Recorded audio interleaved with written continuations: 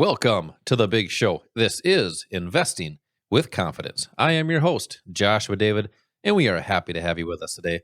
As always, once again, I do have my regular on the program, and he is the one and only Mr. Al Connickson. Al, how the heck are you doing today? You know what? I am doing really well, feeling good, and looking forward to another great show. Hey, it's been the frozen tundra and then across America the last few weeks. It hasn't been crazy. It really has. This has been a brutal week or so that we've gone through. But the good thing is the markets have been hot. Yep. You know, they've been moving. I mean, they don't care what the weather's like. Yep. Past few weeks, all-time highs again. We've seen some good down days here and there.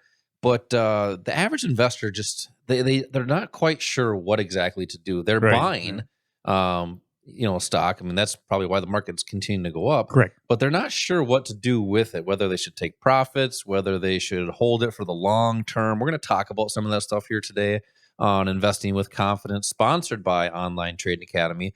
But with these, I guess, regular retail investors, how do you help people become confident making those decisions? Because a lot of people, like I said, don't know what to do, but you're helping people build the confidence to make better decisions in the markets. Yeah, and that C word, that confidence word, that is key, because it really shouldn't do anything unless you feel confident in that you know how to do it, which starts with knowing how whatever you're doing functions. And that's what we do. We teach people how the markets function, what makes price change, how you can take advantage of it. But you know what we've been seeing here recently, Josh, is a lot of new players coming into the market. I think I mentioned the stat maybe last week where the individuals making between $35,000 and $75,000 a year have increased their activity by 90%. Yeah, we're seeing a lot of younger people coming into the market. With platforms like Robinhood, the stimulus money, a lot of that has found its way into the market. But the problem is with a lot of this, the additional new people in the market and the additional trading. Many of them are just trading on emotion, not disciplined trading or investing. It's emotion, and that's easy to do when you see a market that just continuously goes up. It's easy to get greedy and excited about what's happening. The problem is the market doesn't just go one direction. Yeah, and they're making their decisions based off of social media and the internet, which can be fabricated in either way. Right. So you have to understand how the markets really function to do that at a consistent basis. Right. And consistent is the key word there, because a lot of times when something is mentioned on social media, or there's something that is an event that happens, the activity, the impact on price is short-lived, and then it gets back to kind of a more normal valuation.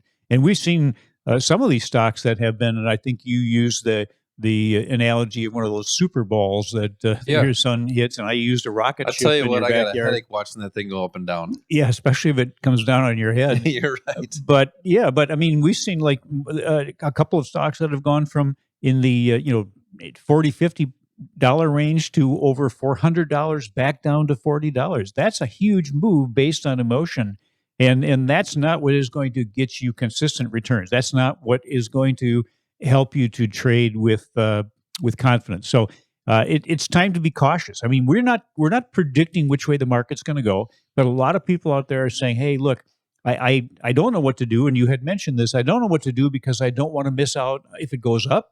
But I'm afraid if it goes down, that I don't want to lose. Yeah. So how do you overcome that? Well, you overcome it by understanding how to participate in a market that's going one direction, but be protected in case it goes the other direction. It is putting the odds in your favor regardless of which direction the market's going.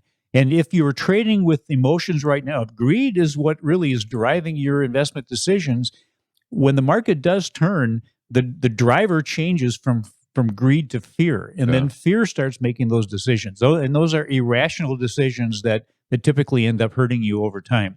So now is the time to follow a plan, and that's really key. And I think you need to look at it this way: if you don't have a plan for your finances, somebody else might. And you don't want that to happen, because if they have a plan for your finances, they're setting the rules, they're putting the odds in their favor. Yeah, well, who's the best steward of your money? It's going to be you. Sure. So why have somebody else's, interest in mind? Right. If somebody else is managing your money and they don't do a good job, at some point in time, are you going to be able to go to them and say, hey, you owe me some money because you didn't do a good job for me?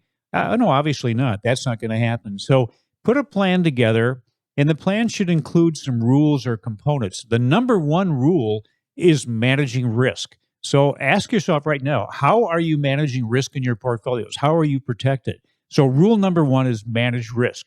Rule number two is follow rule number one. What's rule number one? Manage risk. And then the third rule is trade like a pro, because you are either trading like a pro or you're trading like an amateur. And which of those two do you think does better, and which do you think does better on a consistent basis? It's obviously the pros. When we talk about pros, we're talking about, we call it smart money sometimes. It's the big players, the institutions, the banks, the hedge funds, the people that not only understand how the markets function, they make it function. They're the ones that are really controlling the activity in the markets. And so how do you follow what they're doing? Well, fortunately for us, they're leaving footprints in the market. And what I mean by that is, on a price chart, we can see what they are going to be doing.